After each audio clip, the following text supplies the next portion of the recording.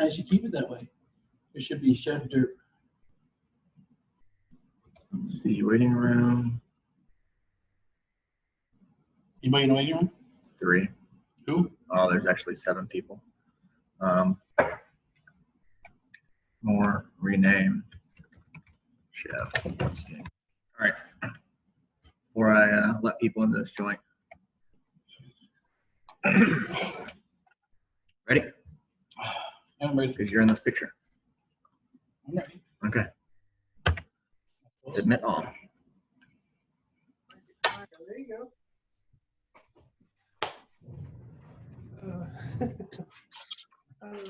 Hello, everybody. Hi. Mute yourself. Oh, hold on. Oh, there you go.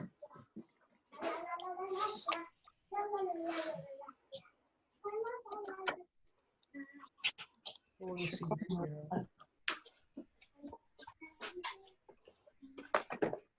There we go. All right. Hello. Okay, Oh. Hi, Mr. Fields. Hey, what's up? Nothing much. How about you? You know, trying to stay on top of things like everybody else, I think. Yep. Hey, can everybody hear us? Can I get a thumbs Yeah. up for good volume? Awesome. Chefs, I'm just checking in on you. Everything good? Looks like everything's running well. Yeah, we're good. We're just getting people in here, and we'll start recording once we get everybody in here. Sure. No, I haven't started recording yet. Okay. We'll go over. All right. Yeah, everything good with you? Yeah, doing well. I'm going to Perfect. check on a few others, so I'll see you a little later. All right, thanks so much. Bye. We'll push that one. Oh, boy. Let me see here. I can find it. Mr. Fields. Oh, sorry if I- Hey, Mr. Fields, I made you a host. That way I'm going to take this off my screen so I can see everybody. So you should be able to allow people in, okay? Sounds good. All right. Mr. Fields, you have the attendance, right? I do not. We'll figure I that. never got it sent. Okay. We'll You get that. send it to me real quick, I'll have it. They just sent me an updated. Look at this. All Yeah, right. just shoot it my way real quick. So I'm doing right now. I'll pull it up.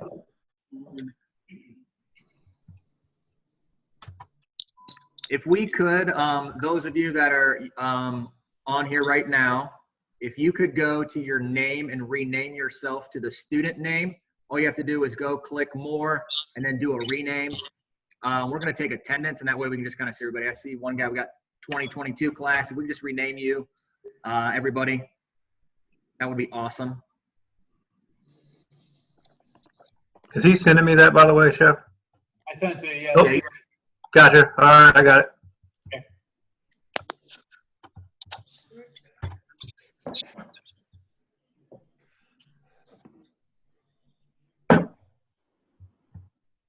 Sweet.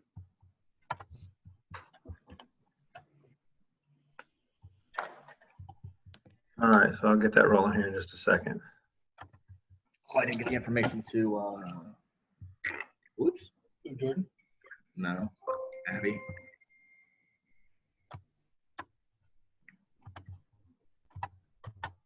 All right, there we go. Here's some of the people in your Zoom meeting. The one who's like down here, who just like in the corner. Okay.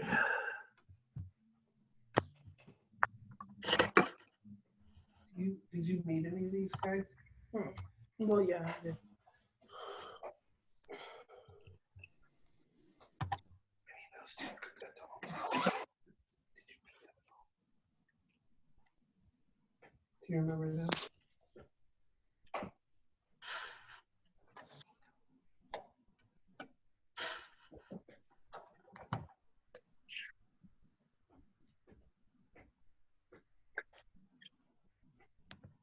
I feel like I'm watching a ticker at a casino.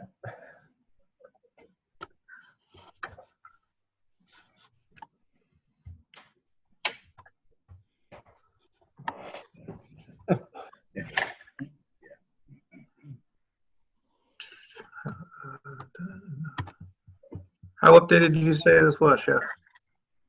Say again? So how updated did you say this was?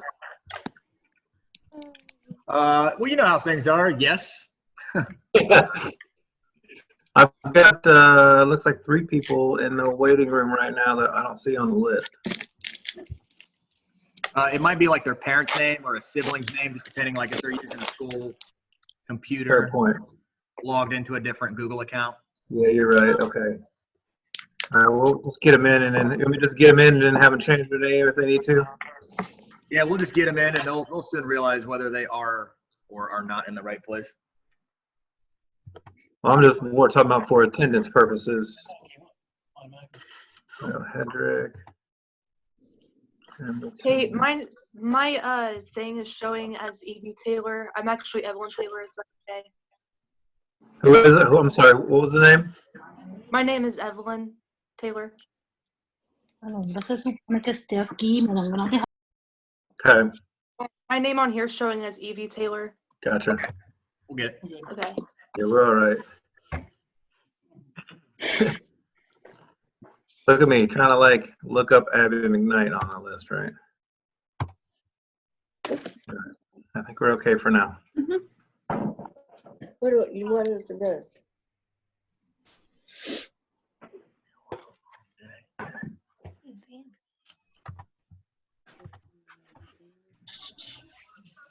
Yeah, we got the mega screen up here at school.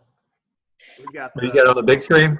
we got it on the big screen. I can't send the computer all the way because it's plugged into all the junk, but Right.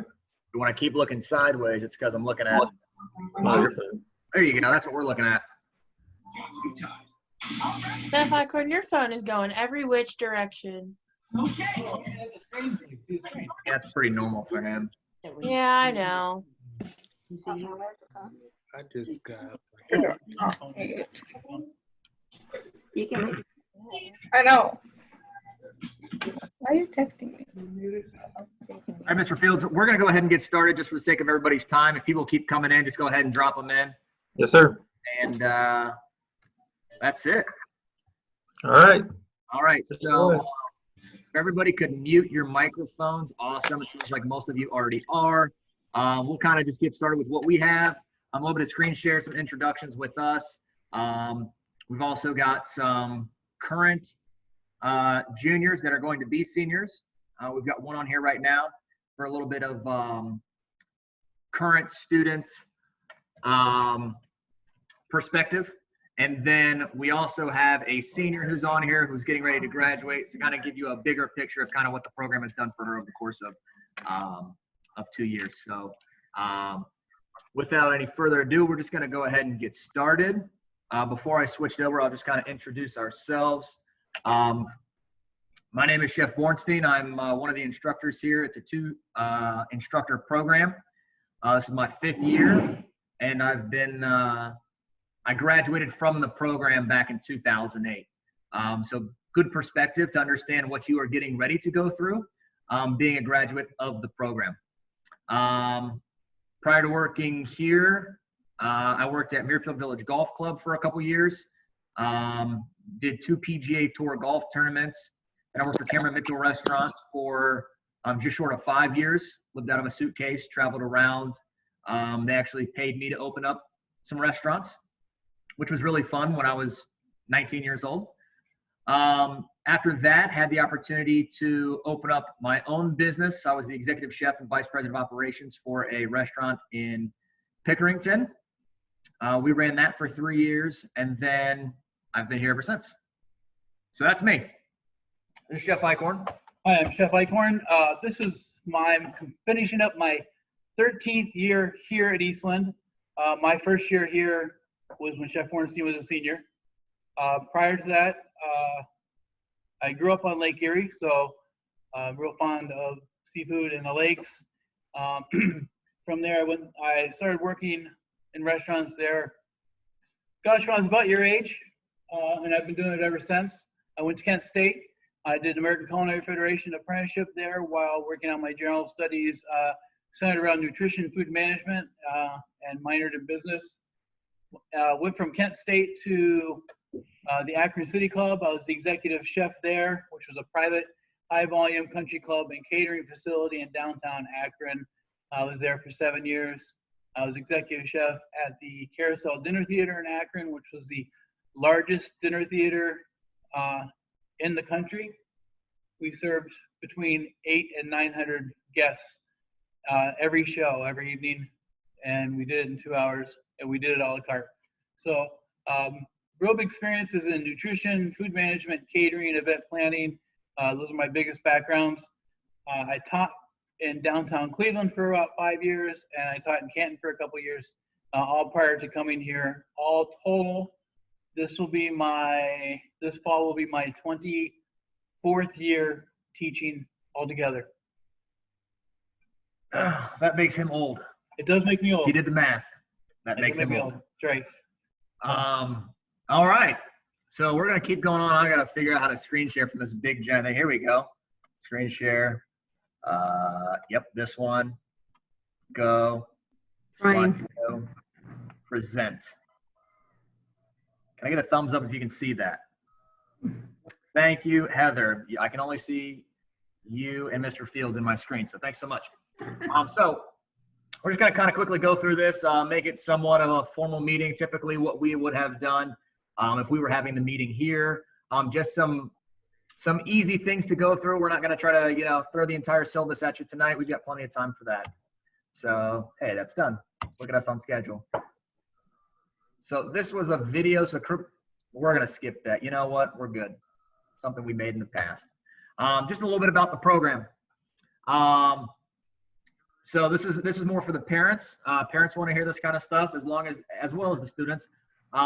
But if you were not aware, we are one of only now 4 secondary certified programs in the state of Ohio, which is a big deal. Being certified and being recognized by the American Culinary Federation, which is the largest professional organization. The largest organization for professional chefs. So once you finalize your time here with us after your 2 years, you have the opportunity to get your first level of certification, which is your Certified Fundamentals Cook. So that is your introductory level certification that you will get into this professional organization. And it's also to note, and we hold this with a lot. We like to brag to our chef instructors throughout the state. We are the only exemplary certified program in the state, which means when they came in and they audited our program for 2 days, there was nothing wrong. There was basically we passed with straight A's. So it's good to say, and that there's only 19 in the entire country. So that little blue seal that you see on that slide means a lot to us, and we as chefs and you as incoming students should note that a lot. If you talk to somebody that is a chef or that works in a kitchen and you're going to tell them that you are in an ACF accredited program and you're going to get your levels of certification, they're going to understand what that means. And for reference, part of our training, the levels of certification are not easy. It is a rigorous program, but we guide you through the program, and the curriculum that we have set that we wrote will guide you through the program, and it almost guarantees certification. Every single one of our graduating seniors this year qualify for their first level of certification. So to have 100% certification in that and 100% certification in the National Restaurant Association's ServSafe, their first level of ServSafe, you will have those 2 certifications when you graduate. That first certification, your National Restaurant Certification, you will get that at the beginning of your junior year. As a matter of fact, we won't allow you into the kitchen until you pass the test. So you can count on those certifications. Those are probably the most recognizable certifications and most recognizable organizations in the industry right now. This is the next one. This usually goes up a bit. I guess so. With the whole school closure thing early, a lot of our certifications, you know, we've had this extended period of time of getting it every single year, and have not. We've submitted everything for 20. So we received one this year. So for the last actually 6 years now, we've been rated as an elite top 50 program by the National Center of Hospitality Studies based out of Sullivan University. So this is just another accolade to kind of stack on top of what we're doing. When you tell somebody that you're going to Eastland Career Center, and even that you're the best program that we have here, the Culinary Arts program, you're letting people know that you're coming from a long line of people who've really set the standard, the legacies that they have left behind to really become your stepping stone. Very much like the American Culinary Federation certification, the elite does a complete review of the program. They review the curriculum, the students, the test scores. They look at sample of students' work. They do on-site visits, and to be tagged as one of the top 50 in the nation is a kind of a proud moment for us. We have not ever not been certified through them since the existence of the ranking system. And 50 may seem like a big number, but there are 56 programs in Ohio, licensed programs in Ohio alone. So to be top 50 in the entire nation, which includes some of our territories like Puerto Rico and Guam and the Philippines, et cetera. So it's always been a really big deal for us, and we're always very proud of that. All right, we're gonna have Abby come on. Abby is a graduating senior. Hopefully she's still on there. My screen is really small right now. And we're gonna let her just talk about some things. Abby, are you on? Yeah. I can't see you on my screen, but that's okay. As long as everybody can see you. So really, Abby, I just kind of want you to talk about, obviously the last 9 weeks has not been normal, hasn't been normal for anybody. But I just want you to talk about kind of what has Eastland done for you, and, you know, just kind of your overall experience before, you know, stepping in here that summer before your junior year, all the way now until, you know, a graduating senior here in a few weeks. Okay, so definitely starting at Eastland, I was very, very shy. And I remember distinctly back to school night, the night before our first day of school, Chef B looked at me and was like, "You're going to compete. You're going to be an officer." And I was like, funny, like, no. And I actually ended up competing. I did culinary, math management, and product development last year, and ended up placing at the state level with a gold medal in product development and didn't place in culinary math management. At the same time, I became junior representative for Chef Bornstein's class, and I started running for regional and state executive council for FCCLA, which is one of our CTSOs at Eastland.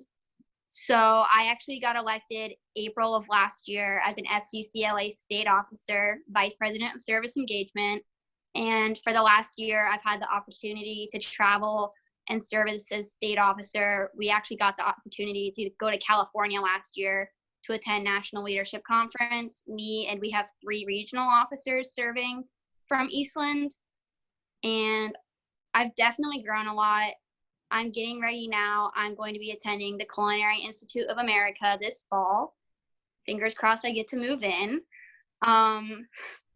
Hopefully. And I'm studying baking and pastry arts and food business management with a goal to own my own business one day. Awesome. Thank you so much. Does anybody have any questions for Abby at the moment? Please feel free to ask. That's what she's here for. Hey, how hard was it for you when you first started the class? How hard was what part of it? The cooking or?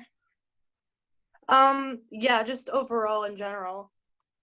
I know for me, I'd had some experience cooking at home before, and that made it a little easier. The hardest part for me was definitely adjusting to going to Eastland in general. I came from a really small school. I go to Amanda Clear Creek, and it's tiny, if you didn't know. So it was a big adjustment to go from a class with 100 kids in a graduating class to Eastland. So I'd say that was definitely the hardest part. Getting into the kitchen, they walk you through every step, so it makes you really comfortable going into an industrial kitchen and starting working in it. That's really great to know. Thank you.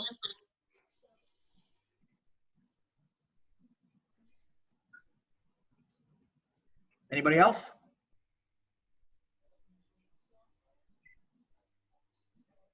All right, Abby, thank you so much for sharing with us. You are more than welcome to stay on till the end if you would like, okay? Okay. Just in case anybody has any questions at the end, maybe you can ask. All right, so Okay. we're gonna, what was that, anybody? Okay, we're gonna go to current students' perspective. I know I only saw one of them on here. We invited quite a few, just depending on whether their schedule permitted it. Jordan, I know you were on. Yeah? Yeah, I'm here. Okay, yeah, I'm here. Sound a little happier, right? You got a whole nother year with us. So Oh, I know. go ahead if you can kind of give it, well, you got to experience 3/4 of the year. Yeah. So really have a fresh perspective, a fresh, newbie. You're going to be, somebody leading these students next year. So kind of give them, maybe your perspective, whether it's the same, different, or something in between. So honestly, the biggest adjustment I'd say is going to be leaving some of the people you know. I know that was a big adjustment for me, but honestly, the chefs make sure you're comfortable before you even step in the kitchen. You're going to have your Serve Safe certification, which is going to be, how to do food sanitary and how to clean. And they're going to make sure you're feeling okay before you step in the kitchen. Like, honestly, like Abby, I had previous cooking experience at home. So there's really nothing much to worry about.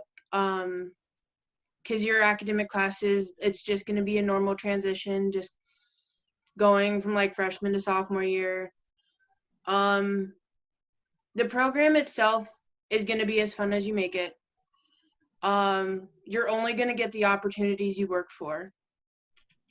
So if you want to go far with this, work hard. But I mean, I don't really have much else to say. Just have fun, guys. It is a lot of fun, and you do make really new, great friends. Awesome. Thanks, Jordan. Jordan has also, through our CTSO of FCCLA, which you will learn a lot about. So parents, when we start talking about what is FCCLA, and a lot of terms maybe at your comprehensive high school, you've heard of extracurricular, which is outside of your normal school day, extra being addition to. FCCLA is co-curricular. So it's something that we're doing and we're constantly driving through the program. You'll notice, Jordan's got her blazer on, Abby had her blazer on, and what the blazer mean and what that embodies. And that's the leadership program that we're talking about. And it has a lot of things that, are available for you as individuals if that's something you want to do. Jordan has been one of 5 of our students who is running for a regional executive office position. She has been slated. Voting will take place next week, and fingers crossed, perhaps another regional executive officer. Ton of work, right? She's been hammering this stuff out while she's been at home, and we haven't had the opportunity to do this as much as we'd like face-to-face, but good job. Are there any other current students on that I haven't seen because my screen has 2 little cubes on it right now? No? Jordan, I can see you, so move on. I haven't seen any. I've texted Nia. I've texted a couple of people. They said that they forgot. So. Sounds about right. All right, we'll move on. If they're here, we'll circle back around at the end. Thanks, Jordan. All right, these are just some pictures Woo! This is our top 50 picture from last year. Unfortunately, we haven't been able to take it this year on account of what has happened. So this was last year's graduating class. And our current seniors, this is when they were juniors. So you can kind of get a feel of kind of how big our Culinary Academy is. This year, it's even bigger in numbers than what you see here. Obviously, you see all the officers in the red blazers. And those are our plaques showing all 5 years of the Elite Top 50. These are some pictures from awards. They are, again, a little outdated. We did not have the opportunity to compete for one of our bigger regional competitions this year that we were hosting. So unfortunately, a lot of work that got put in didn't get to be seen through. But this was from a few years ago. When we start talking about FCCLA and what it does as a co-curricular, those are your competition pieces. So if you're a competitive person, and even if you're not, we can try to find something that fits you and your personality. There's a lot of scholarship dollars that are attached to these. For instance, I can tell you if you are on a 3-person culinary team and you get first place at states, it's a $12,000 scholarship to Sullivan University. And then if you qualify for nationals and you compete nationally, it's a full ride, room and board college tuition paid for by Sullivan University, which is out of Louisville, Kentucky. So when we talk about as instructors, the things that are available to you is huge. And really to what Jordan and Abby said, it's really just if it's something that you want, and we'll support you 100% of the way. Keep in mind, as you look at these competition pieces, we enter many different levels of competition, and we enter many different types of competition. This way, when you're ready to find a specialty or something you want to specialize in, you have that opportunity. When we cover our curriculum, it's a very broad-based curriculum. That's what keeps our certification so high. And then if you, as an individual, want to specialize in something, we will prep you and get you ready for competition, and that becomes your specialization.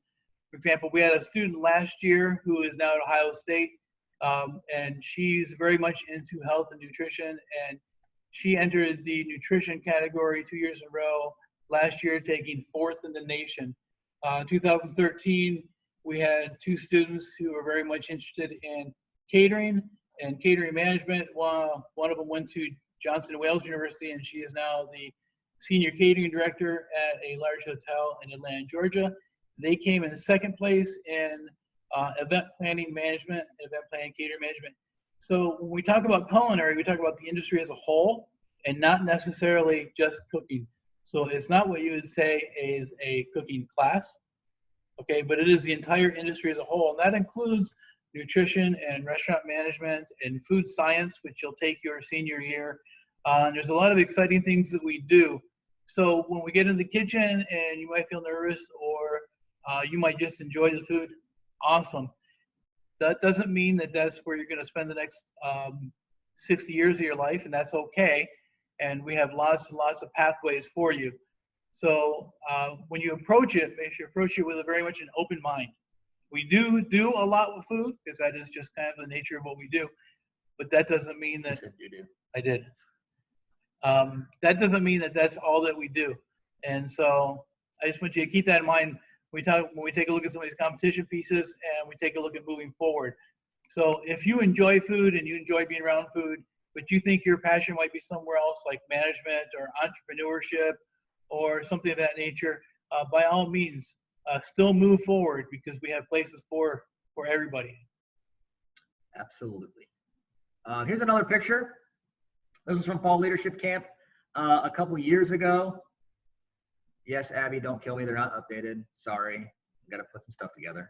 I don't have you here to do this for me. So Fall Leadership Camp is through FCCLA. This is at Heartland Retreat Center. This just kind of shows you that kind of how we are as people and individuals. Yes, we are chefs. I always say that we're chefs first, teachers second. But we're also your mentors. We're also your coaches. We are much more than just, high by teacher, or really try to break the mold of what you know or what your parents might know as just regular formal education. We are humans, we're people, and we like to get to know you, to know your families. You get to know about us and our families. And I'm staring at a picture right here with all the kids, and I'm wearing a tutu. That is me in the Robin costume with a green tutu on. They said, "You won't do it." I said, "Watch me." And this was a costume contest that we were in. It was superheroes. Yeah, the leadership conference ends every year with what they call a mud run, and then each program that's attended gets to vote on a theme that they want to kind of all dress and match as. That year's theme was obviously superheroes. This last year was neon, etc. The mud run is an obstacle course that you run. It's about 2.5 miles, like 2-3 miles. It's about 2.5-3 miles, and it is muddy.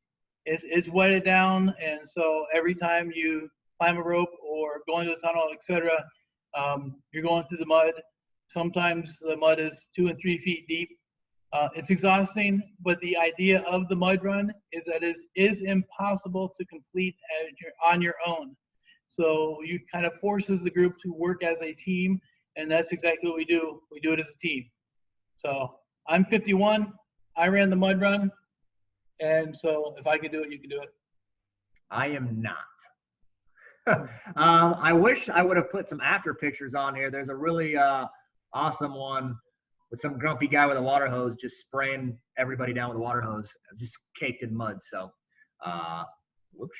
If you have an opportunity, if you have Facebook, your parents have Facebook, go to our Facebook page, scroll back a couple of years, take a look at the things we've done over time. That's what it's there for. It's for your family to see what you're doing. It's for you to see what we've done in the past and what we're doing in the future, so you can get a good look. It's a good snapshot as to what a year looks like. There's some great shots from the leadership conference. It's real simple to find when you go on Facebook. If you just type in Eastland Culinary, pops straight up. Hit follow and like, and just take a look at us and take a look at what we're doing. That does tell a lot of the story the last few years.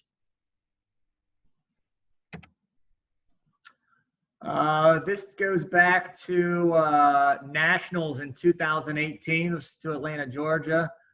This is the first Nationals that I got to attend, which was awesome. You can see down there, those are the 4 girls that we took to Nationals. 2 of them were regional executive officers, which be the 2 girls on the left. And then 2 girls on the right actually got to compete. They qualified for nutrition and wellness and a category called interpersonal communication. So if you're like me and you like to just talk and talk and talk, interpersonal communications is definitely for you. It is an event where you're basically trying to convince somebody to, verbally on a communication platform. So these are just some pictures around. We got a glow run down there. That was a 5K. That was after the young ladies won their awards over there on the far right-hand side. And then after that, I kind of didn't get to finish this one. Last year we were in Anaheim, California. I have gobs and gobs of pictures from this trip between the 2 of us. But this was kind of when the Abby and the 3 regional executive officers, it was the day that they heard and announced that they qualified for officer positions. And then you'll see over here, that is in front of the Anaheim Convention Center.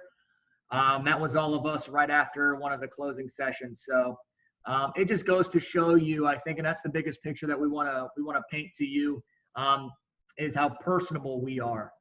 We have just spent the last 7 hours. What time is it? It's 6.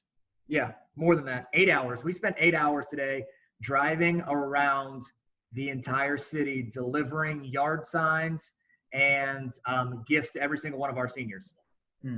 All 35 seniors were able to get those. But that's really what we're all about, is all about that personalized, tailored education experience. And that's a lot of what these pictures are showing you, is just who we are as people. And, it's much more than just superficial that, we're just chefs or, we're just instructors. A lot more meaningful than that. Hey, Chef, Mr. Miller just hopped on. I didn't know if you wanted to see if he needed anything or. You good? Just saying hey. Yeah, we're just popping around, introduce ourselves. My name is Mr. Miller, one of the counselors here. Look forward to meeting all of you guys here in the fall and having a good 2 years. I'm Mrs. Couple, and I'm the director here at Eastland Career Center. We're so excited that you're here joining us and having fun on this virtual tour of culinary arts. Thank you so much. These are just some pictures kind of show you, this is all student created work. So when you want to look at, you know, what can you expect? What are some things that you can do? These are things that students have made. This is not Chef Eichhorn and myself, you know, making cakes to demo. This is all student driven instruction. And so that's what we're talking about, that authentic experience that you can look forward to here in the fall. Some other setups here of the dining room. Some competition pieces, and then some catered events. Obviously, we have some small little pastries as well. Those look delicious. I'm starving. I want to eat those. Those are Take 5 cake. Yeah, that was an awesome cake right there. Again, more of the same. This young lady right here is exceptional. This was the first year that she took 2 first place trophies and 2 gold medals. And that was one of the young ladies that qualified for nationals. So she is I don't know if the program's only, but my only 2-time national qualifying and 2-time first place award winner right there. She's exceptional. Oops, I went too far. How do I go back? Go back. All right, something to look forward to. There's been a lot of negative, right? A lot of blah in the last few weeks. And so something to really look forward to as an incoming junior. Nationals next year is slated to be in Nashville, Tennessee. All right, so if you love to travel, you know, spend some time with us. It's about a week, and really put in that hard work and dedication, those things that Jordan were talking about and that Abby were talking about in relation to the program. We're going to be in Nashville. We're not talking about if we make it. We're talking about when we make it. You know, if we put our mind to positive, saying that we guarantee this is what we're going to do, we just push you guys to work hard for it. So, yes. I like to travel. Raise your hand if you like to travel. Yeah. I only see a few of you raise your hand. The rest of you apparently don't like to travel. Okay, who likes to travel for free? That's 2 hands up. Woo-woo. So if you qualify, the school will actually pay for everything, your flight, your hotel, your airfare, everything to get you there. So they paid for Dave or Chef Eichhorn and myself, and a female chaperone, and 5 students to go to Anaheim, California last year. So yep. It's there. Nice thing about our student organization, unlike some of the others, is every year the national conference is held in a different city. And so that keeps it more diverse and keeps it more open. So it's always something to see. It's always something new to see. In the past years, we've been to Anaheim, Washington, D.C. We've been down to Florida a couple times. Our first one was in San Antonio, Texas. That was kind of a cool trip, especially since it was our first one. That was in 2014. All right, we are getting somewhere. I got to move this. Okay, so all the information, I'm sure you should have been. You know where this is at. I just put it in there just to make sure that everybody's aware, just in case you don't know. All the information can be found at onedayefcts.com. Everything from uniforms. I even saw biopics of us on there. Surprised, didn't know those were there. I didn't fill out a bio. Okay. I didn't know they were posted though. By the way, look, you want to talk about authentic? This is just us every day. All right. We've just spent 8 hours in a car with each other, and we're still here. So uniforms, this is something that parents want to know. They always want to know what it is and where it's about. If you have not been on there, go to onedayefcts.com. I feel like I'm a YouTube channel. Smash the like button, hit subscribe, by the way. There is a link on there that'll go to Performa. It's a little tricky to find. I went there myself the other day, and I actually have it open. So I think we're going to click Stop Share. Whoops, just kidding. All right, let's see if I can screen share this bad boy. Screen share.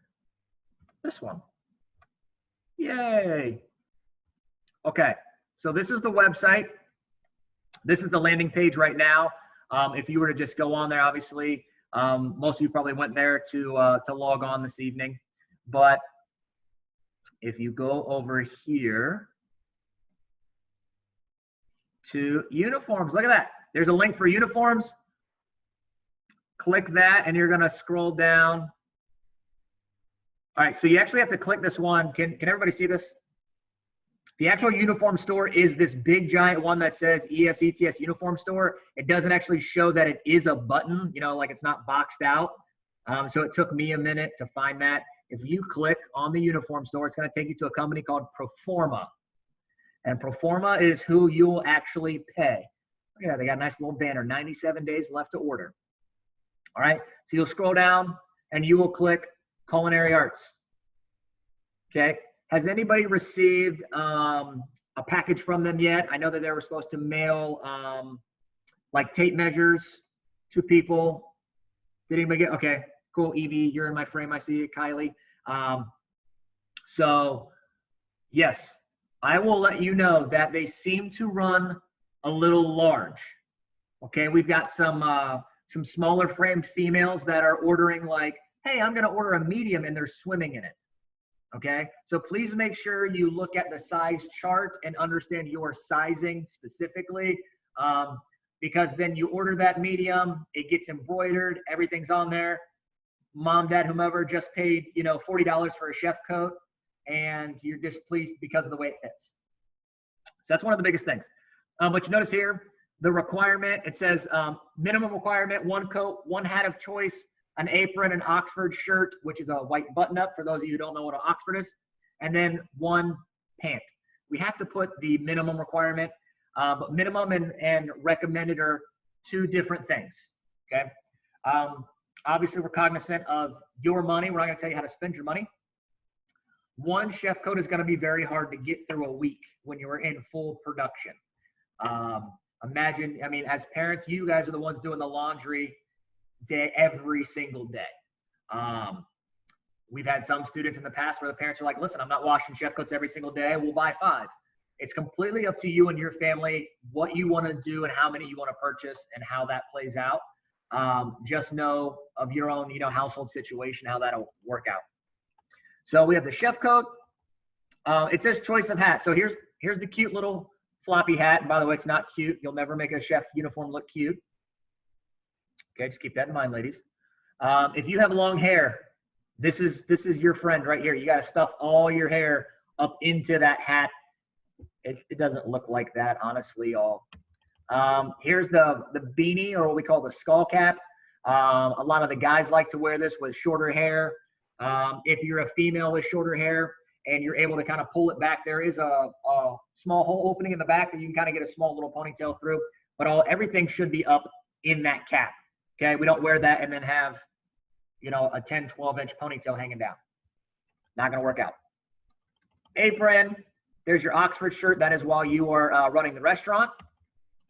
And then here are your chef pants / slacks. The Oxford shirt is also a requirement for the official FCCLA uniform. If you end up being an officer or are involved with any competition piece from regionals and higher, you'll be required to wear the official FCCLA dress while at conferences and conventions, especially in the fall, because that is all leadership. So, and most of it's outdoors, so it's pretty casual.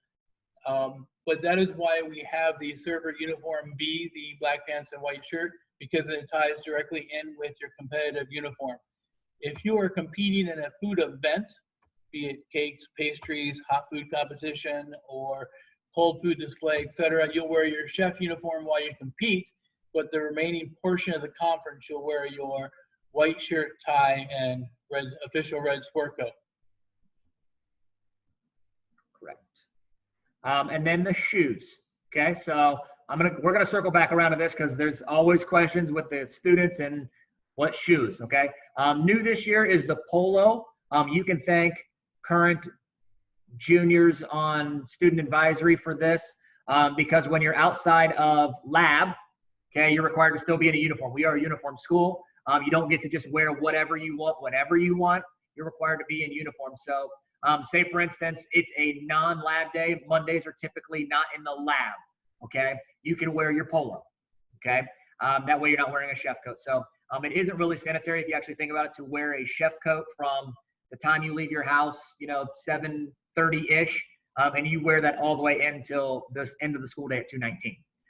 It's not really sanitary. We don't know, really what you're bringing into the facility, and also, taking stuff out of the facility. So things are obviously going to change, obviously, with the post COVID-19 thing. We don't really know what the kitchen, specifications are going to look like. A lot of things are changing right now when it comes to sanitation and safety, and whatever that gets implemented for us. So new this year are the polos, which I dig, I like. It is nice that you'll be able to wear those to your academic classes. They are far more comfortable. And if you happen to be breaking down an entire 75-pound case of whole chickens, which you'll do, or something of that nature, maybe a side of beef or something real fun like that, the last thing you want to do is sit through Mr. Field's English class with about a pint of cow's blood on you. Yeah, that's no fun. It sours. Oh, I love seeing reactions to that one. I have to scroll through people. Hey, Yeah, I don't want that one either. So, dude, Reese Witherspoon is on here. Sweet. Oh my gosh. Hey, I just watched Little Fires Everywhere. So, nice job, Reese Witherspoon. Okay. that nickname's gonna stick, right? That nickname will stay forever. I don't know who you are, but I will find out. All right. So those are uniforms. Okay, so shoes. All right, these shoes are difficult because the way that the company works is if you buy the shoe, you own the shoe. Okay, it's very difficult, right? Shoe sizings always vary because they buy it from a third-party vendor and they're not going to stock it and store it in their warehouse. So here's the deal when it comes to shoes. If you have something to write down something with, it's going to be your best friend right now. If you don't, I'll give you about 4 seconds to find something to write with. So the easiest place to find something is, it's called Shoes for Crews, okay? You have to have all black, kitchen safe, non-skid shoes, okay? I wanna say this now, if your parents are around, or if they are not, please make sure. All black Nikes do not count. All black Adidas Ultra Boosts don't count. Yes, I have a pair, but they're not kitchen safe. Okay, if oil is spilt on the ground, my Adidas are not going to be non-slip. I will fall and bust myself. Okay, it's very important that it is all black, non-skid, kitchen grade shoe. If you're looking for something local on this, which will save you a bunch of money, plus you have the advantage of trying them on and making sure they fit properly, I can tell you your most economical bet is DSW, if you have one near you, and or Walmart. I'm not a huge fan of Walmart, but they do carry, both of them carry specific kitchen shoes. They carry a specific kitchen line of shoes, and you can ask the clerk for them or even see a display, but they're designed specifically for the kitchen because they are slip resistant and oil resistant, and that's important. It's important you get the kitchen ones because they do carry industrial slip or oil resistant shoes, but those are for like construction workers, not mechanics, and that is a much different type of oil. So you want to find shoes that are designed specifically for the kitchen. DSW is really a great spot for it. They have a couple different styles. If you give them enough time, they'll order it in for you, and I'm not their commercial by any stretch of imagination. Again, like I said, I know Walmart carries a whole line of kitchen shoes. They're a lot less expensive, but most importantly, you'll be able to try them on. And that is very, very important because you're going to be on your feet a lot. A lot. So most important thing is your footwear, your shoes. And the last thing, honestly, with students and even parents that are, purchasing those, $150, $200, LeBrons, Kyrie's, all those, cool shoes. The last thing you want to do is have a 50-pound bag of flour fall all over them and they're ruined. Okay, that's your fault, not mine. So shoes are a big argument that we always get into every single day. If you don't have the right shoes on, you're not going to be participating. Plain and simple. You show up with the wrong shoes. No, you show up to school with flip-flops, you're going home. You show up to school, in the wrong footwear, it's not going to work. Safety is the #1 priority. So please, please, please keep that in mind. So that is with the uniform. I know that's one of the biggest things that always comes into play with parents. That is your largest fee that you are going to have, and it's actually your only fee is your uniform. And it's as expensive or as least expensive as you make it, right? Shoes can range anywhere from, I mean, what's a Walmart pair of shoes? Maybe around $30. 35. Yeah, 35. You could spend all the way up to $120 on a pair of kitchen shoes. I don't suggest that. I've been wearing the same shoe for, not the same exact one, but the same style. I keep buying the same one. It works for me. And so I just know that after years of doing that. All right. I think I'm done on this website. Again, everything is on here. The bell schedule for next year, the school calendar is on there. So if you haven't, get nosy and look around on the one day EFCTS. Oh my God, there's all these banners popping up. Get out of here. Okay, yep, this store right here. This website. Oh, Lord help you if you have me as a teacher. It's Ask Jordan. I got ADD worse than a squirrel. All right. I think that brings everything to a close in regard to what we have as information. Syllabus will mail out. We're going to get a lot of things out to you, and really when this this class size, becomes a little bit more accurate. The last we checked, we had 51 incoming juniors. So split, that's 25, 26 each. 52 now. When was that this morning? Yeah. There you go. So we're now sitting at 26 students each. So that's a nice size class. Pretty big.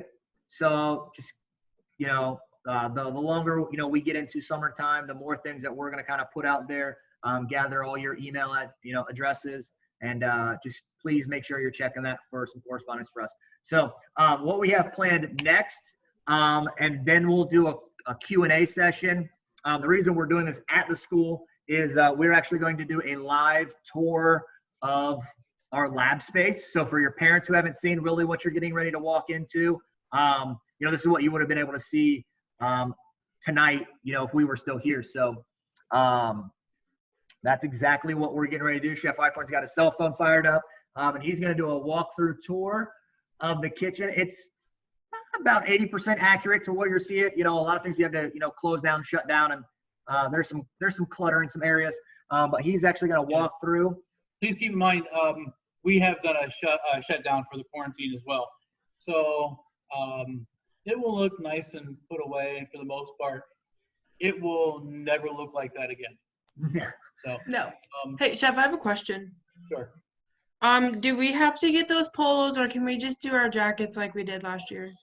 You guys are, I think you're grandfathered in. Yeah, jackets are fun. Oh, I forgot to show that. Hey, thanks. You're welcome. Way to interrupt me. Can you guys still see my screen? Yes. See me clicking around everywhere? Okay. Okay, so what I forgot, there's a new tab this year that says optional outerwear, which I love. This has been the standard go-to. Guys, we don't do hoodies at the school, all right? You can't just throw on a hoodie and say, hey, I want to wear my, Star Wars hoodie, Gahanna Lincoln Lions hoodie, okay? We are a uniform school, and it's very important that we stress uniforms from day one. Here are your outerwear options. You have the zip-up fleece and the female cut zip-up fleece. This one's just a little more tailored. The fleece crew neck sweatshirt, that comes in a multiple different colors. I'm probably going to buy that one myself. Long sleeve performance t-shirt. Parents, this is a suggestion, merely a suggestion. The lab can get cold at times, especially in the wintertime, because we're bringing in cold air from outside. So to put something like this underneath the chef coat, that way you can still move. If you put a larger sweatshirt underneath, it's going to get kind of a little difficult to move. Imagine trying to layer on some bulky sweatshirts under your chef coat. So charcoal black royal concrete. Okay, I could just say gray, and then red. So this is an option, what they're calling outerwear garment. So instead of a polo, you can wear that long sleeve shirt. And then my favorite, the quarter zip. This is also an option for you to wear around school. So again, it's just kind of browsing around. All right, we're gonna let Chef Eichhorn take you a tour of, Okay. of the kitchen. I missed the kitchen. Are you gonna put me on as host? So this is the main screen. I think it'll be the main screen as soon as you start talking, but It will. It will. So I'll mute my microphone until he gets back. Okay, so I'm going to show you the whole facility. You'll hear my voice, but you won't see me. I've got the camera angled away from me, and that's not a bad thing. We are currently in our dining room, which is the. You have to stop sharing your screen, Chef.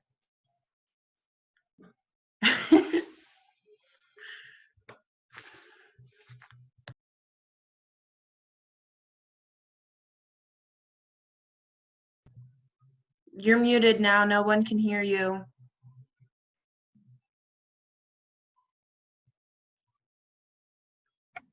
Can you not hear him on his phone? No. All right, give us a second. How about now? There we Yeah. go. Now we're getting reverb. There we go. Yeah, it's like being at the stadium. Awesome. Okay, so the Heritage Room restaurant right now is very, very empty, but it is a very formal dining room. So it's not like a cafeteria or cafe, etc. We can seat anywhere from 25 to about 120 is the biggest party we put in here. That was pushing it. We usually cap off around 75 to 100. And then if we do a party bigger than that, we'll do it in our multi-purpose room, etc. So we do some large caterings. So you'll have an opportunity to work on some of those. What was the biggest one we did this year was Grove Park. Well, in-house was 120 people. We did in cooperation with our performing arts program, which is housed at Reynoldsburg. We did a dinner and a show, and it was theater and around. So the play took place right here in the restaurant. That was the setting for the show. You'll notice we have chairs stacked up, and then these round table. That's the table and chairs that we use. This is the entryway.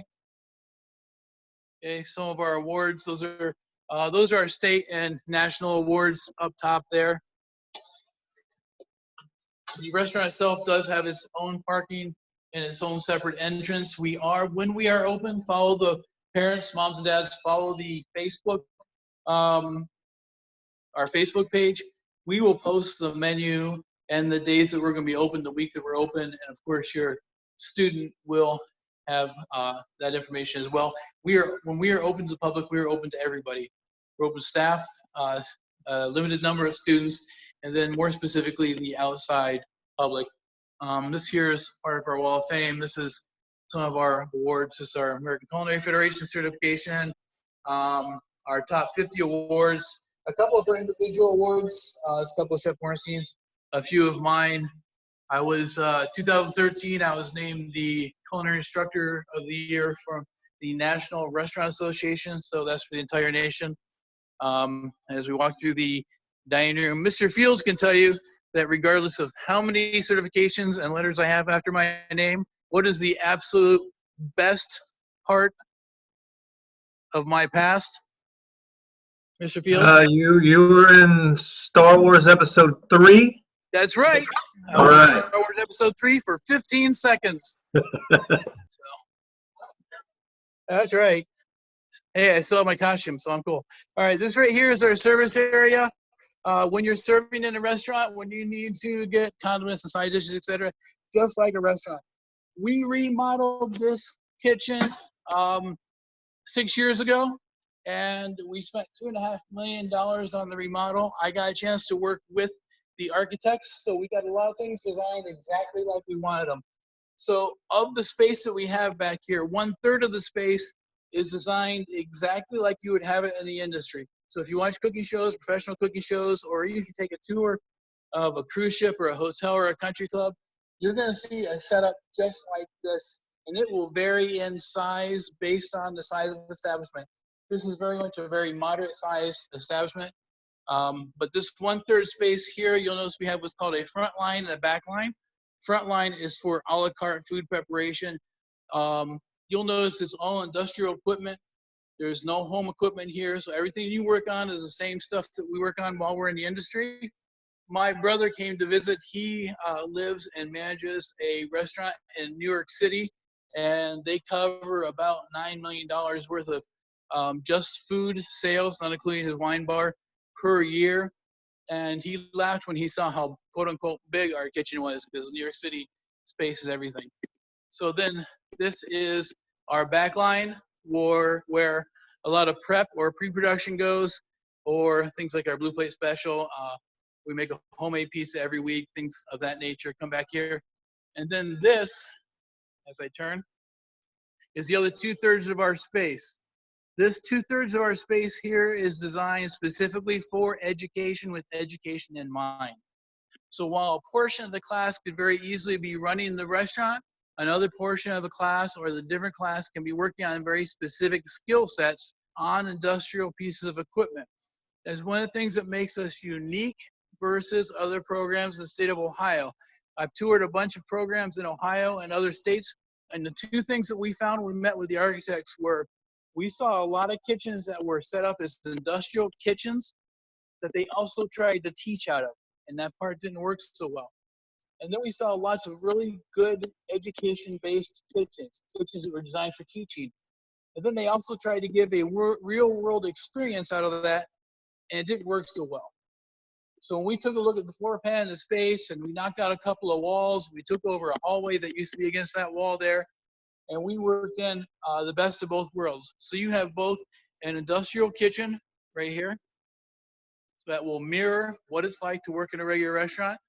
And we also have an education kitchen in which you can work on very specific skill sets that are based on the lesson. So we have 4 identical pods. We have 2 pods here and then 2 pods over there, which we'll walk over there in a minute.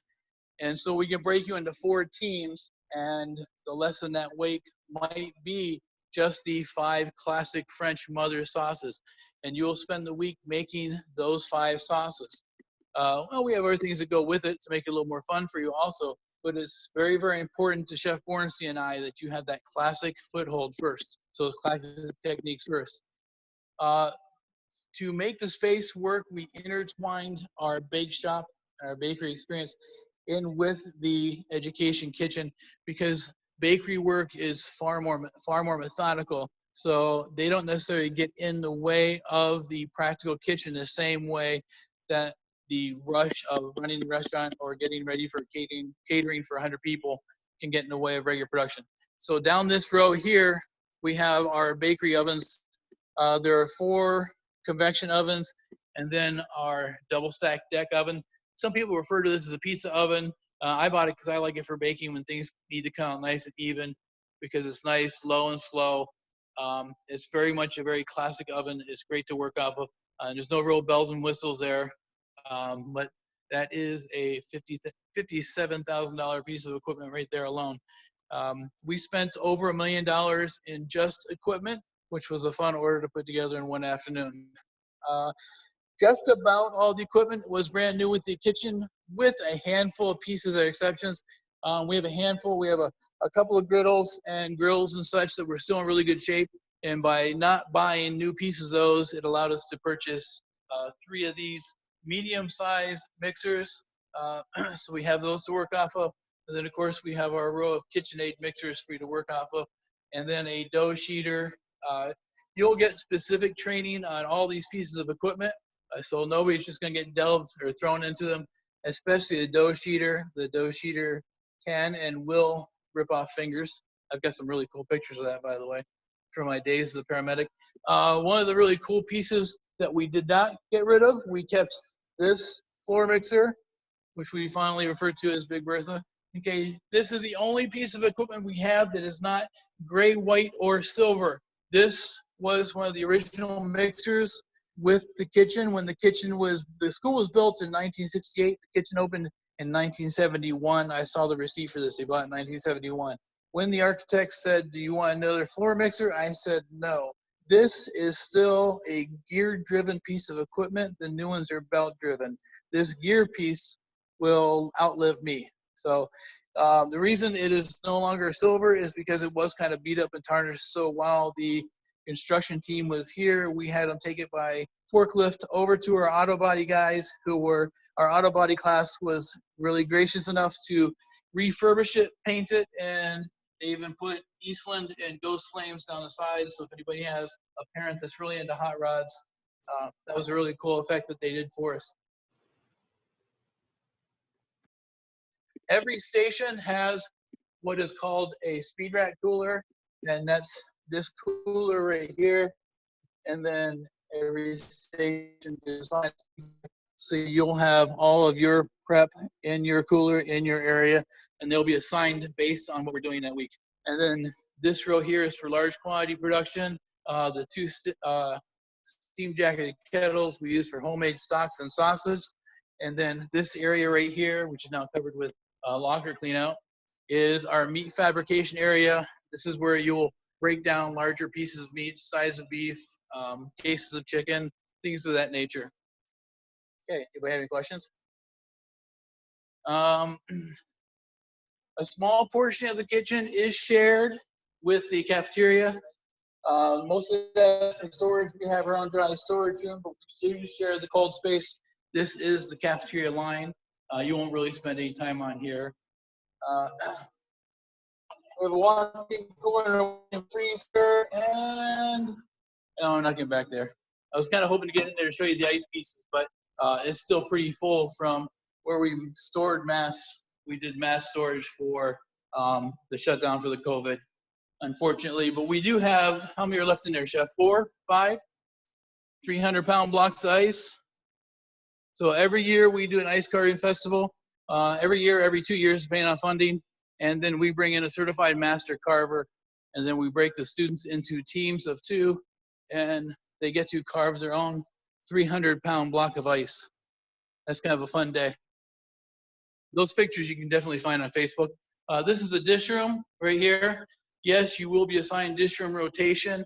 No, we're not trying to make all of you dishwashers, professional dishwashers, but I can tell you right now, as chefs, managers, sous chefs, supervisors, etc., you will be supervising a team of people, sometimes students, sometimes adults, who will be doing this job with you and for you, and you cannot supervise a team if you've never done the job. That's the main reason that we have students operate this dish room, is so that you get a feeling and understanding, maybe even a little compassion for the person who has to wash your dishes for you when you're in a restaurant. Also, none of us want to work in a dirty kitchen, and so this is part of what makes that happen. And that's— Hey, Chef, can I say something? Shy of walking down the classrooms, but that's just classrooms. So does anybody have any questions, or is there anything anybody would like to see that maybe I missed? I have a comment. Okay. The dish room is not that bad, I swear. Depending on who you're working with, if you guys know how to joke around and have fun, it's not that bad. I personally like it because it's a great place to relieve stress. Yeah. It's not that bad, I promise.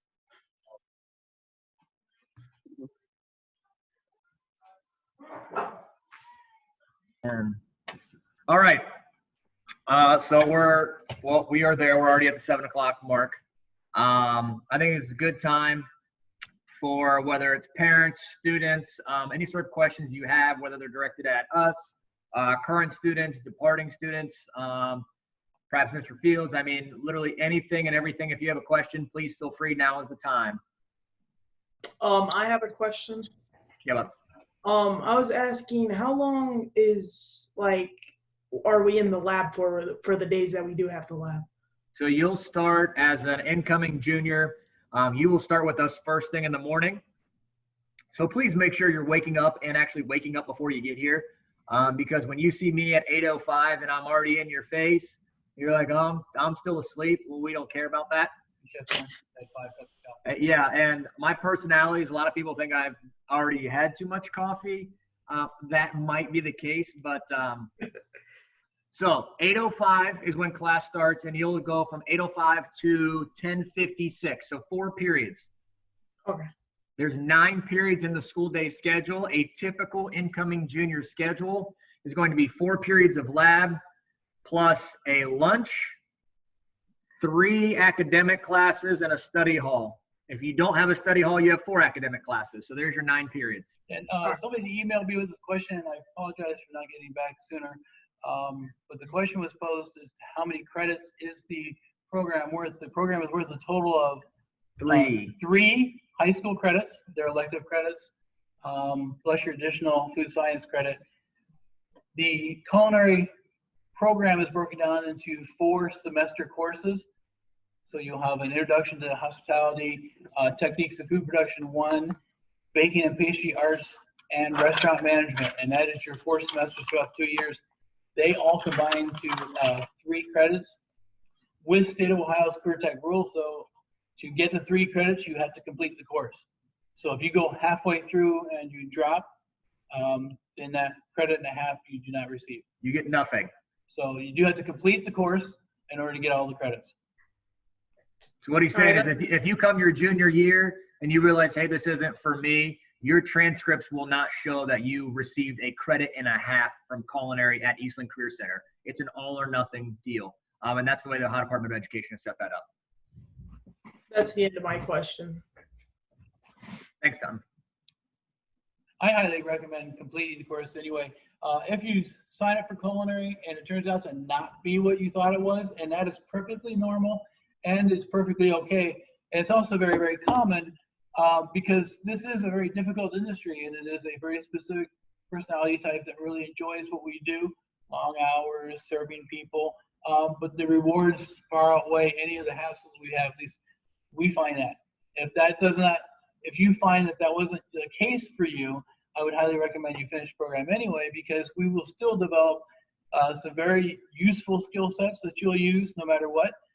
When you do go on to college, if you go on to college, because of the certifications we have, you'll be able to find a better paying job than your average college student. A lot of students use that as a way to pay through college or pay for the extras of college. And again, remember, we have lots of career paths that branch off of the food end. Like you said, we have Sophia, who is now at Ohio State, ranked 4th in the nation in nutrition and nutrition, dietetics, and sports nutrition, and that is her passion. That is her career goal. So, excuse me, she took the food aspect. She really enjoyed it, but it wasn't. She didn't want to work in a restaurant or a hotel for the rest of her life, and that's fine. And so she found a path that was relatable, that she still got qualifying credits for, that she truly enjoys. And she is very much a bodybuilder. I come from a household full of bodybuilders, and she's pretty darn good. And so, and we have also, like I said, we have event planning and catering, direction and business management, etc. Things of those natures. Our last year junior entrepreneur and business team ranked 3rd in the state of Ohio in their first year. So there are lots of avenues. So don't necessarily think that, oh crap, I don't want to work in a kitchen the rest of my life. That's okay. I love it. I'm a little bit odd that way, and that's okay too. So if anybody has any questions on that, especially if you think about them later, feel free to email us, or you can reach out through our school email, you can reach out through our Facebook page, and I promise that we will get back to you as fast as we can. This week was just a little bit crazy with the seniors trying to finish up distance learning wise and getting ready for tonight. So I hope that answers your credit question. And I don't even remember who had it, so hopefully they're on here. Any other questions? Anybody else? Go ahead, speak it up. I have a question. Okay. So do you have to wear the shoes when you're at school all day or just in lab? You do, and you'll want to. I know they're not a fashion statement, but man, they're really comfortable. Okay. Unlike other labs, people complain about the uniform. Man, it's like wearing pajamas all day and soft sneakers. Okay.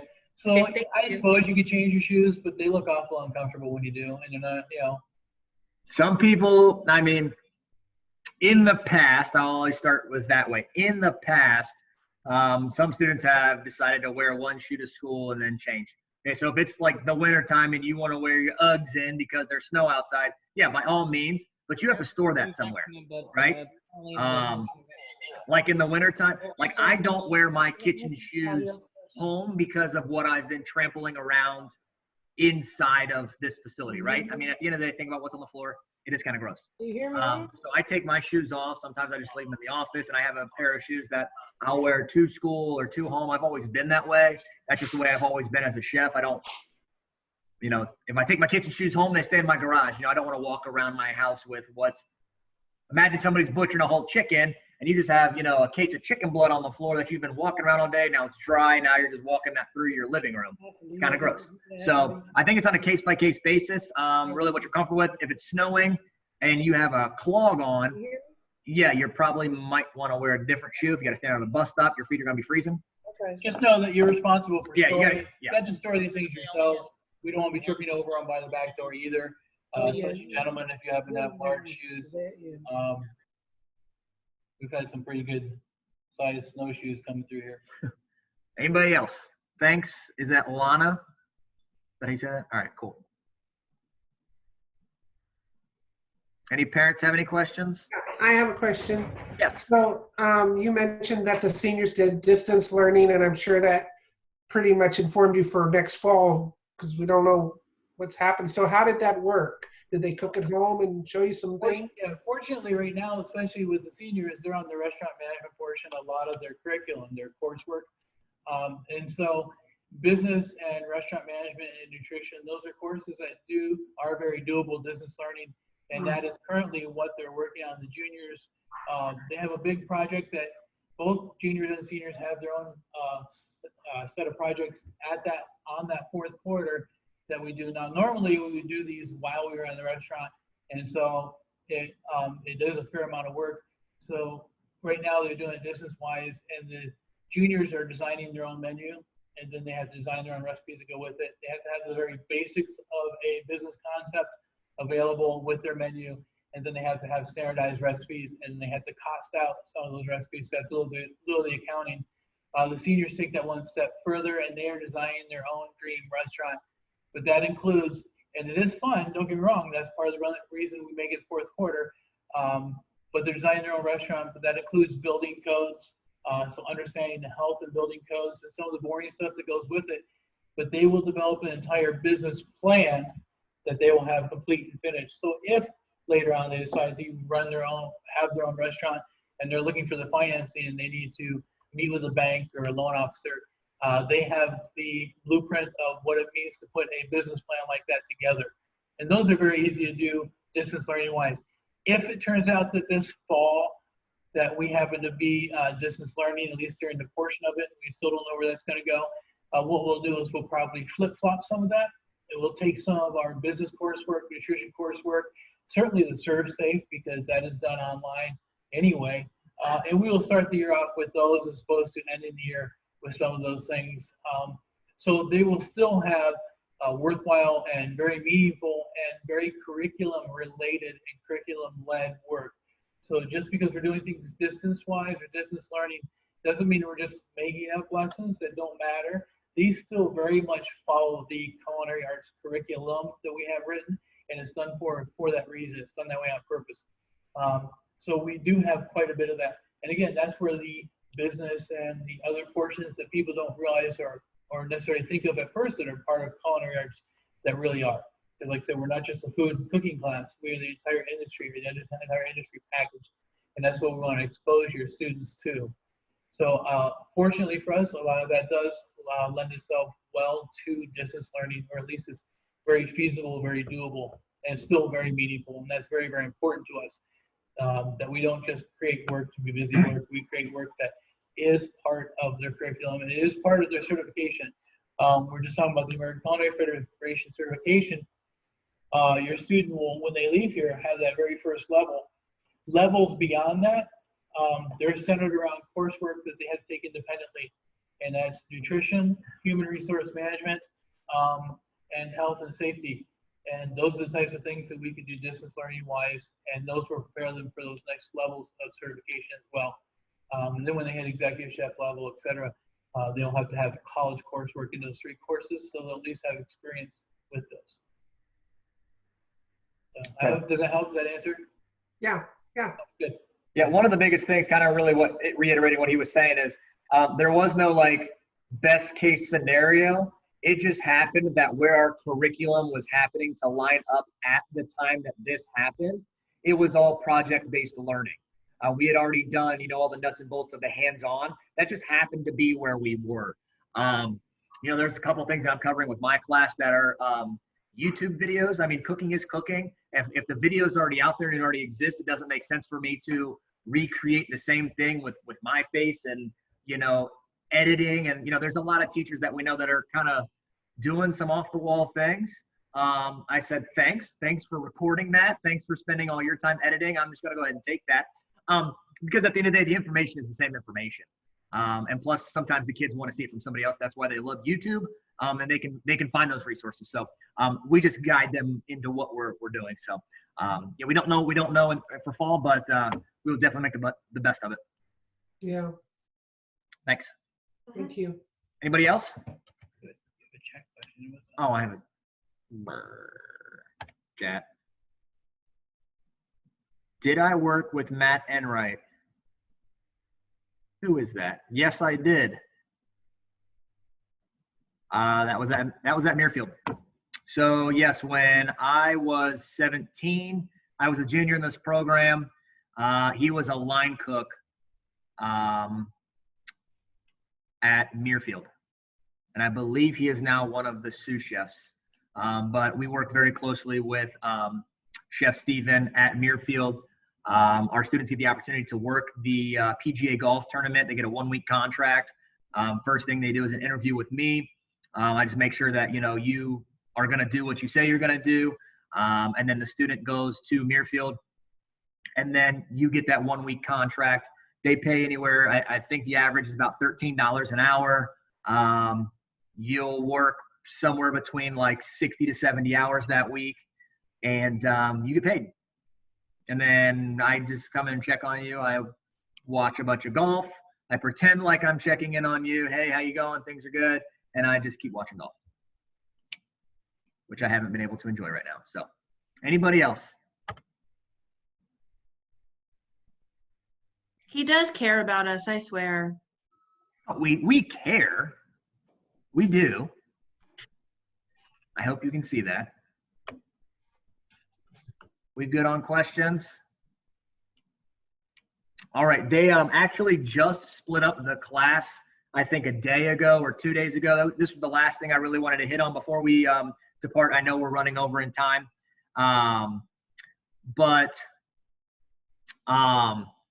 There are 52 of you. That number might go to 60. Who knows what the number is going to look like? That number might go down after tonight's meeting. You're like, whoa, those guys are not what I thought this was going to be. Yeah, I don't want to do that anymore. So whatever happens, know that you will see and experience both of us through your time here in this building. It is not me and my students and Chef Eichhorn and his students. Oftentimes I really forget who, if I'm your teacher of record, there's a lot of blurred lines. And so when we're inside the kitchen and we're doing things together and you're in a rotation, say for instance, you're in Chef Eichhorn's class, like on his roster, we have to put you, the school puts you in a permanent place, right? There's a teacher of record and you have your chef. But if you're in Chef Eichhorn's class, but you're going through a baking rotation, you're going to be spending time with me. You're going to, I will actually be assessing you through those baking rotations. I have the ability to actually input your grades, give you the feedback. There's a lot of things that some good things that have come out of this inside our COVID quarantine that we're able to do now on Canvas, which is our learning management system. And so we have an opportunity for everything.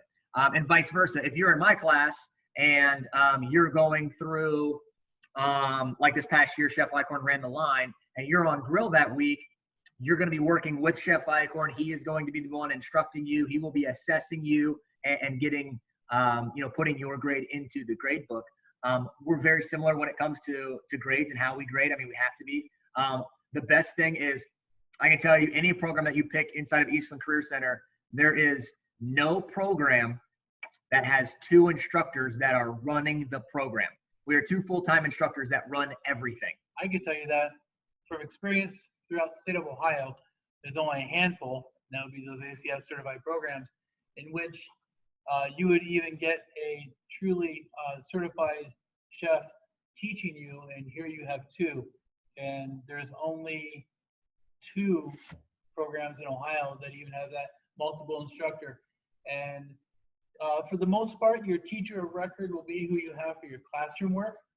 That is your regular classroom coursework, your lecture work, etc. That's usually about 1 day a week once we get really rolling. Now, in the beginning, we're doing orientations a little bit more, but not much. And that's where you spend most of your time with your teacher record. When we hit that lab, there are 50 stations that we put you through, and all using different skill sets. And as much as Chef Bornstein and I see eye to eye on curriculum and procedures and policies, when it comes to experience and skill sets, we're almost complete opposites, and that is a good thing. In fact, it's a perfect thing, because things that he is very, very good at, I absolutely cannot stand doing.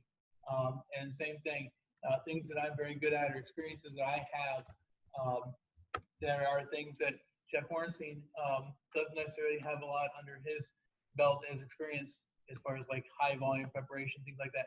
And so from those skill sets, we were able to break the lab into 50 skill set based, curriculum based stations for you to experience and to work on.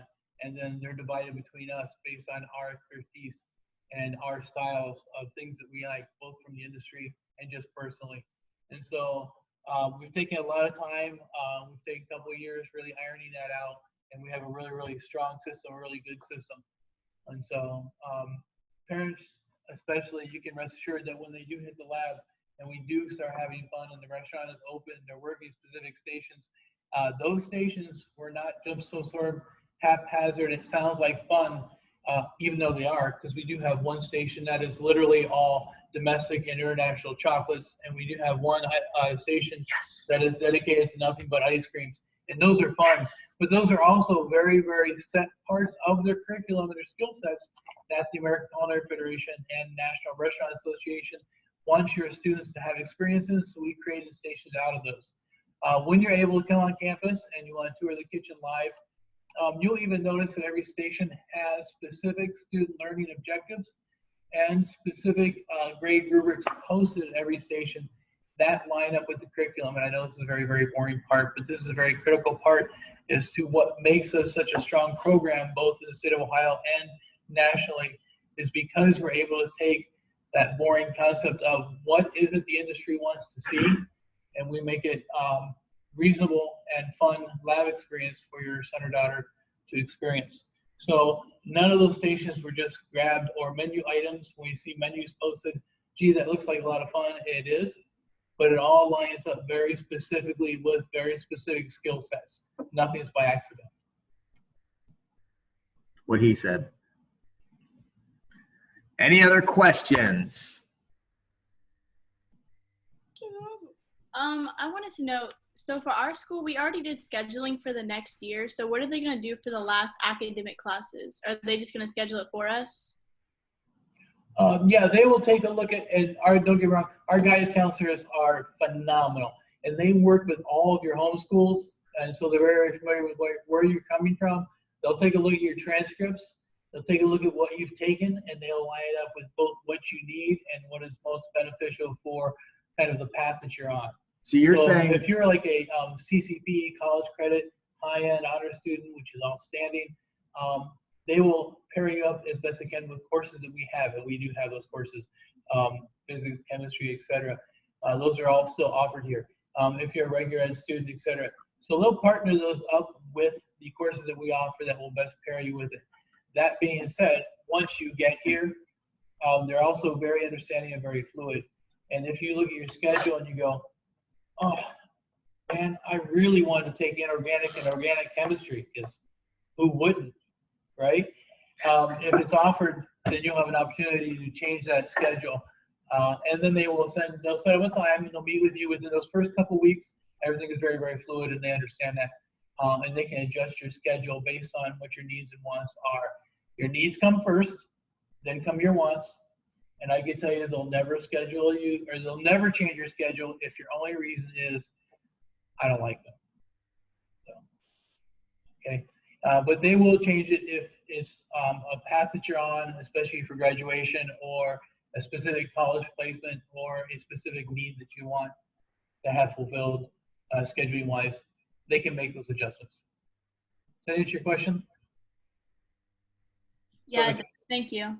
Also, just to add to that, so just clarify, you said you did your scheduling at your home school. What's your homeschool? Gahanna Lincoln. Okay, so you did that there, and obviously you're coming into a new school. Also, if you go on to the onedayefcts.com, there is a guidance counselor's link, and then you can actually click schedule my classes for next year. And to go into what Chef Eichhorn said, if you've never taken, algebra, I don't know if you can be a junior without taking algebra yet, and you try to do algebra 2, you can't take that yet, right? We want to make sure that you're scheduling everything. If you accidentally click, English 4, you can't take English 4 because you haven't taken English 3. So just know that if you go on there for those requests, that they'll make those changes based on your transcripts. All right, thank you. Yep, but you can schedule here as well. Anybody else? Hi, Chef. I just wanted to say something about the uniforms really fast. Yes. So you'll see on there's aprons and chef coats. So you'll have an apron of your chef coat at all times. And I'll say right now, it's a lot cheaper to replace your apron than replace a chef coat. So I would order more aprons than you do chef coats. Chef coats, you shouldn't be getting dirty as much as you'll be getting your aprons dirty. Also, if that makes sense. There are local options for aprons as well. If you happen to have a, I don't know if the uniform company like me saying this, I don't care. If you happen to have a Sam's Club membership, I can tell you right now, you get a pack of 3 aprons for $8.50. That's 3 of them. They got pockets. They're awesome. Okay, and compared to the $12 that they're going to charge you for the uniform company, you get yourself a pack of 3 aprons right there. Trash the aprons, keeping the chef coats look nice. Oh man, this is being recorded. Can I add on to Abby? Go ahead. You will not be allowed to work in the kitchen if you don't have an apron. They will not let you work. You have to have every piece of your uniform before they'll let you work. Some days, you walk in, it's been a long day yesterday, and you forget something, they won't let you work.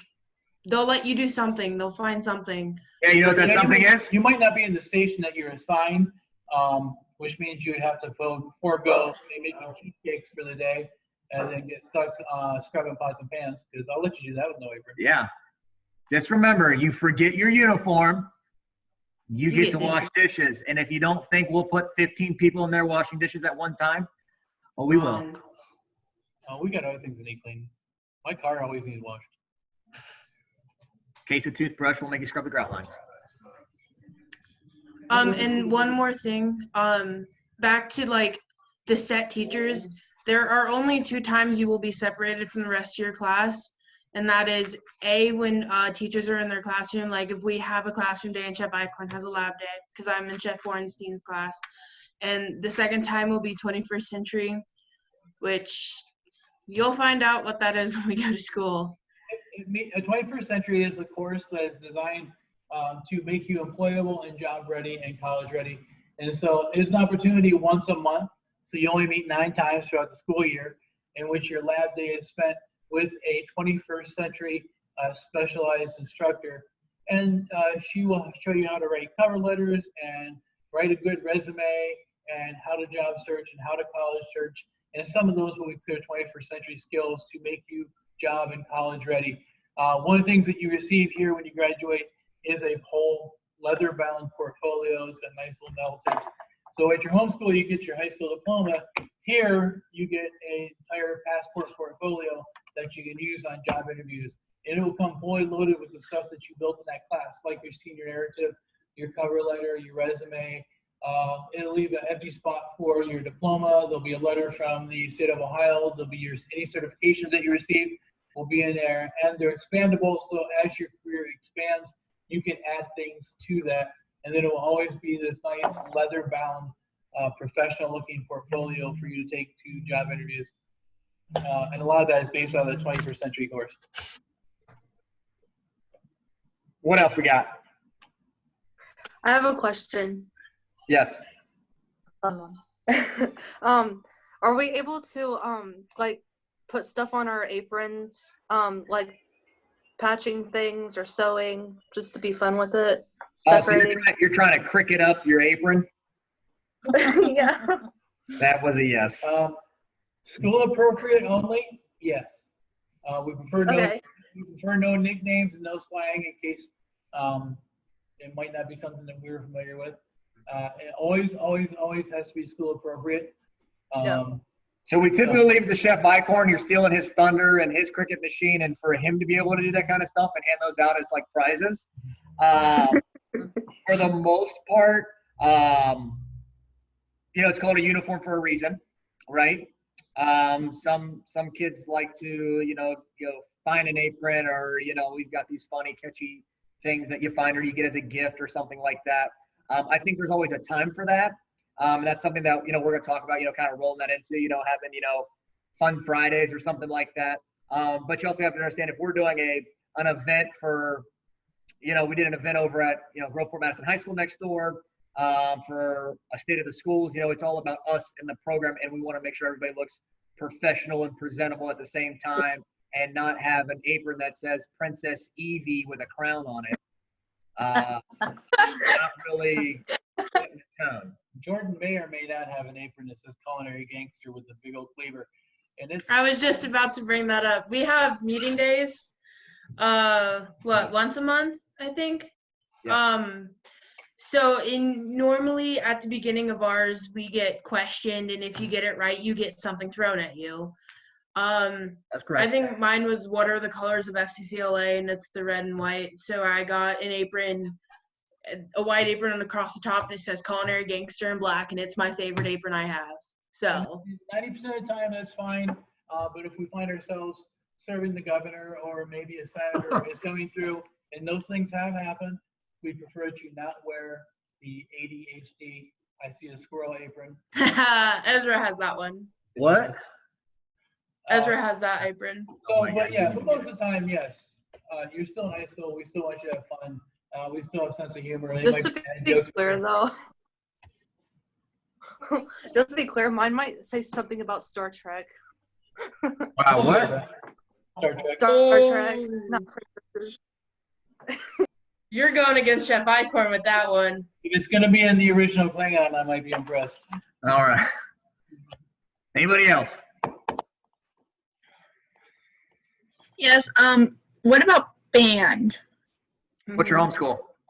Madison Groveport High School. Groveport Madison. Okay, so the way that works out, it's been good and bad. I was a half-day student, or I had band. I went to Groveport High School and I was in band. You're always going to get cut short that first period. There's been band directors in the past who were very accommodating in letting people leave on time. There's been band directors in the immediate removal in the last year or so that really didn't gel well with our program. It was, band at Groveport is until this time, and you will not leave until this time. So they weren't very flexible with us. I don't know. Jonah is his name, right? Is he still the band director? I think so, yeah. He was, and he still is, or whatever. He seems Jonah heard it. A little bit more flexible. But what it's going to mean is you're going to show up late to school into our class every day. It seems to be almost 15 minutes. I think that class over there ends at, when first period ends is about 8:10. You got to think we start at 8:05, or maybe it ends at 8:05 over there. And if we're starting at the same time you're ending, you have to put your instrument up, clean up, pack up, walk across the parking lot, check in, go to your locker, get ready to go. You're going to miss a solid, 15 minutes every single day. But it's okay. Like, it happens every year. It's an okay thing. And we're very, very fluid when it comes to that. We still want you to have your high school experience. And if you enjoy that, absolutely. And we've had students who've been involved in a number of programs outside culinary. And by all means, like, I've had some Whitehall band students, and they made arrangements with the guidance counselors to make sure they had that so they could leave in time for their Whitehall band at the end of the day. And so they were able to do that.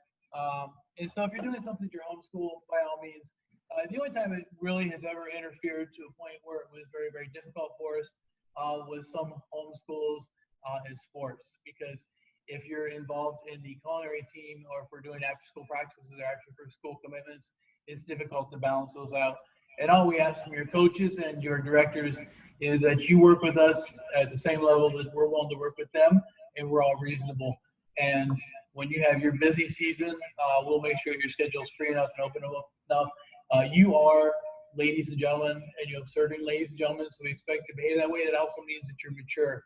So if you're mature enough to be involved in extracurricular or band or sport and still be in culinary, then you're mature enough to handle the schedule.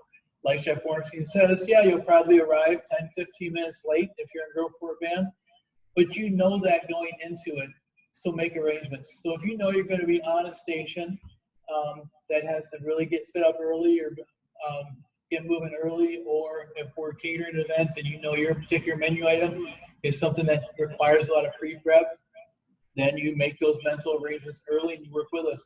And we'll give you some extra prep time so that the day before that you're more set up, so when you do come in late, you're not in Louise when you get here, things like that. Now remember, there are 50 of you, and that's 50 times 2 because you're seniors also. So it is your responsibility as an adult then to manage that schedule and to remind us. And you say, hey, Chef Eichhorn, listen, I know that I'm on cheesecakes this week, and I know I got to get it out in time. It's got to have time to cool, and I'm going to be late. Can I work on some of that stuff early? Can I get a pre-prep before we design it so that it works? And we will say yes. But if you don't come to us, we're probably not going to remember. Is that fair? Yes, thank you.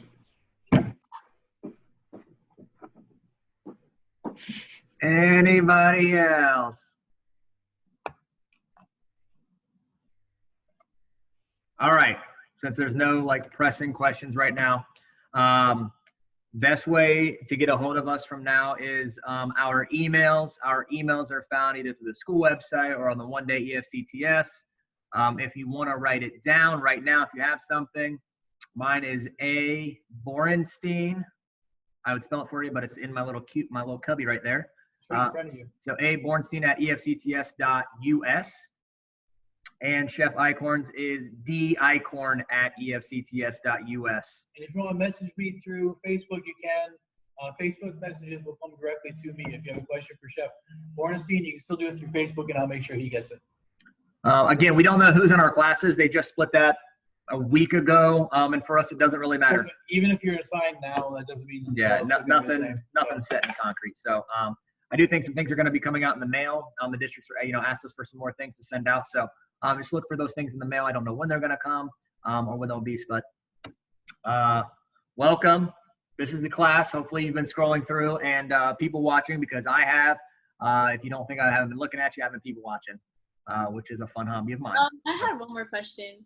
Oh my God. I'm closing the meeting. You're going to have to, that's going to need to be formal writing.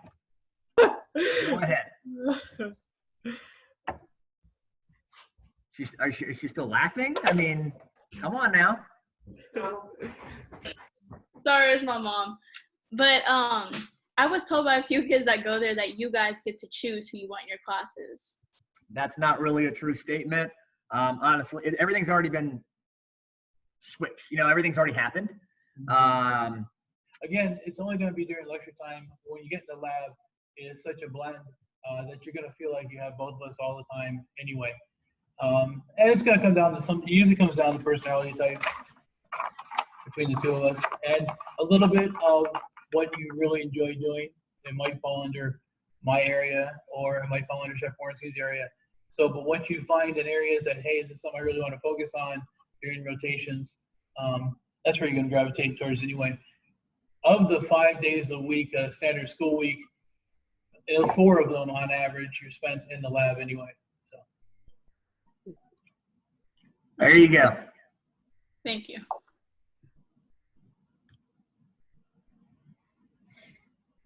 Anybody else? All right, we're going to wrap it up. Again, if you have anything, please feel free to contact us. So we'll see you guys later, all right? Adios, guys. Thanks for joining. Peace.